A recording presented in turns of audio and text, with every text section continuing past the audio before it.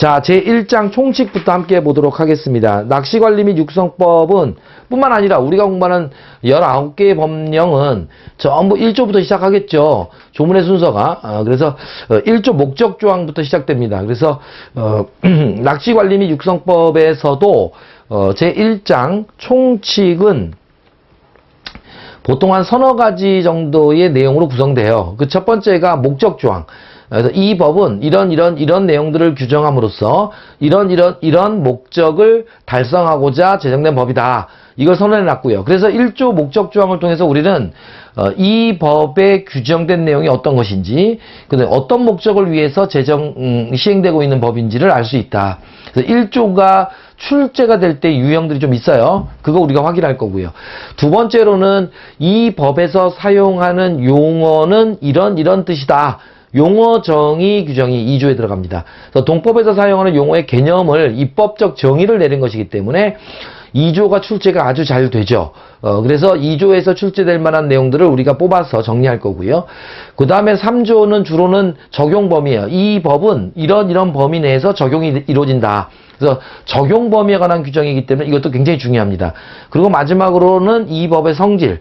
이 법은 일반법이나 특별법이냐, 즉 다른 법률과의 관계가 어떻게 되어 있느냐, 요것들을 선언적으로 규정을 하죠. 보통은 이런 내용들이 총칙을 구성하는 내용들이에요. 총칙 쪽이 의외로 중요합니다.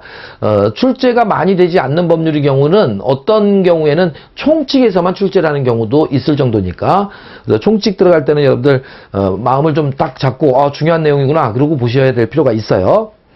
자, 그러면 낚시 관리 및 육성법이라는 제목의 법률의 목적 조항 볼게요. 1조.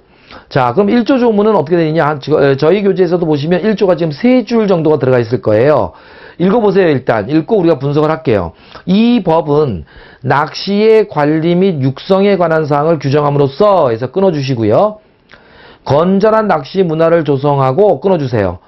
수산자원을 보호하며 해서 끊어주시고, 낚시 관련 산업 및 농어촌의 발전과 국민의 삶의 질 향상에 이바지하는 것을 목적으로 한다. 그래서 낚시 관련 산업 및 농어촌의 발전과 해서 끊어주시면 돼요. 자, 그러면 목적 조항이 항상 출제가 되면 나머지 법률들도 공통이에요.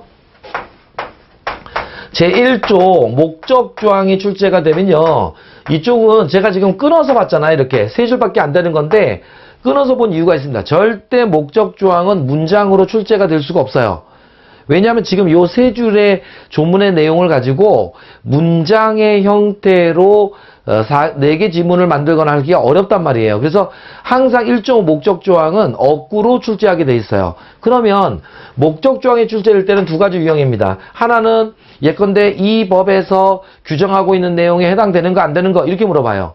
두 번째, 이 법의 목적으로 옳지 않은 거, 해당하지 않는 거 이렇게 물어봅니다. 그러면 여러분들 보세요. 낚시 관리 및 육성법에서 규정하고 있는 내용은 뭐죠? 낚시의 관리 및 육성에 관한 사항을 규정함으로써 해서 끊었잖아요, 우리가. 그죠? 그러니까 낚시의 관리 및 육성에 관한 사항이 규정되어 있기 때문에 낚시 관리 및 육성법이라는 거예요. 그리고 이 규정 내용까지를 포함해서 목적을 내면 다음 중 낚시 관리 및 육성법의 목적으로 옳지 않은 것 할 때 지문에 첫 번째 지문이 뭐가 나오겠습니까? 낚시 관리 및 육성에 관한 사항의 규정, 이렇게 어구로 들어가게 돼 있다고요. 두 번째가요, 건전한 낚시 문화의 조성. 세 번째가 수산자원의 보호.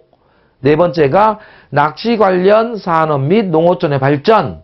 이런 거. 마지막이 국민의 삶의 질 향상에 이바지. 요 5개의 지문 중에서 3개를 뽑아서 내고, 나머지 정답 지문은요, 다른 법률의 목적을 여기다 슬쩍 끼워 넣을 거예요. 그게 정답입니다. 그래서 목적 조항은 외울 필요는 없어요. 외울 필요는 없지만 이렇게 자꾸 끊어서 읽는 연습을 해주셔야 돼요. 어구로 지문이 출제될 수 있기 때문에. 그리고 목적 조항이 출제되면 반드시 정답은 뭐다? 없는 지문을 만들어내는 게 아니라 다른 법률의 목적 중에 하나를 가지고 들어올 거다. 그래서 법률별로 1조는 1조끼리 비교를 하시면서 공부하는 게 중요하다. 이 말씀 드려요. 자, 끊어서 여러분들 읽었습니다. 그래서 특히 여러분들 조심할 게 다른 거야 큰 문제는 없는데 수산자원의 보호가 있죠. 그래서 이제 미끼가, 낚시를 하는 사람들이 미끼 같은 거 함부로 남용하거나 오용하거나, 하지 못하게 하는 이유가 이겁니다. 수산자원의 보호가 목적에 하나 들어가 있습니다. 자, 그 정도 보시고. 자, 그럼 이런 목적을 위해서 이제 어떤 내용들이 규정되어 있느냐를 보기 전에 어떤 내용들을 규정하기 위해서 사용하는 용어의 뜻이 있어요. 그래서 이 법에서 사용하는 용어의 뜻은 다음과 같다. 2조죠. 용어정의입니다. 자, 낚시관리 및 육성법이니까 첫 번째 낚시의 개념이 있는데 가볍게 읽으세요. 이런 내용은 제가 정답이 될 만한 내용들은 용어들은 체크를 해드릴 거니까 눈으로 읽으셔야 하는 거는 그냥 눈으로 읽으시면 됩니다. 낚시란 낚싯대와 낚싯줄, 낚시바늘 등의 낚시 도구를 이용해서 어류, 폐류, 그 다음에 갑각류, 그 밖에 대통령령으로 정하는 일정한 수산, 동물을 낚는 행위를 말한다. 됐죠? 일정한 도구를 이용해서 일정한 수산 동물들을 낚는 행위를 낚시라고 하고요. 자, 그 다음에 낚시인, 낚시터에서 낚시를 하거나 낚시를 하려는 사람을 낚시인이라고 규정했습니다. 그 다음에 낚시터, 낚시가 이루어지는 바다나 바닷가나 내수면 등의 장소를 말한다. 읽어두시면 돼요.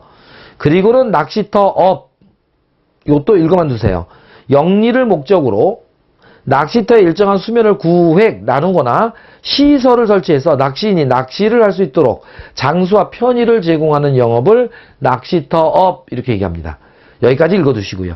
그럼 낚시터업자 요걸 체크하셔야죠. 낚시터업자 체크하세요. 자, 낚시터업자란 동법에서 사용하는 낚시터업자란 누굴 말하느냐? 낚시터업을 경영하는 자를 말한다. 맞아요, 틀려요? 틀렸습니다. 낚시터업자는 낚시터업을 경영하는 자가 아니라 낚시터업을 경영하는 자로서 허가를 받거나 등록을 한 자를 말해요.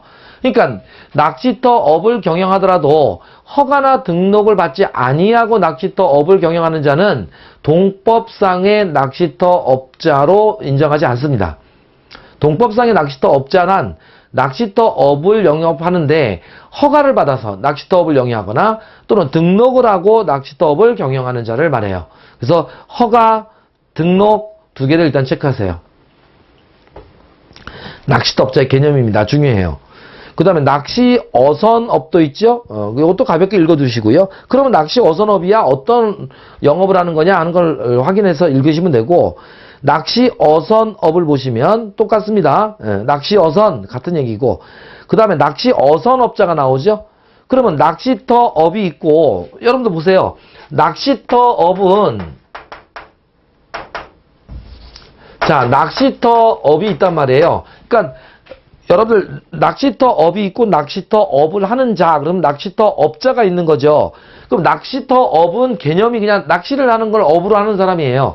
낚시터업자 그러면 이 낚시터업자는요, 낚시터업을 하는 자로서 허가나 또는 등록을 얻은 자여야 되잖아요.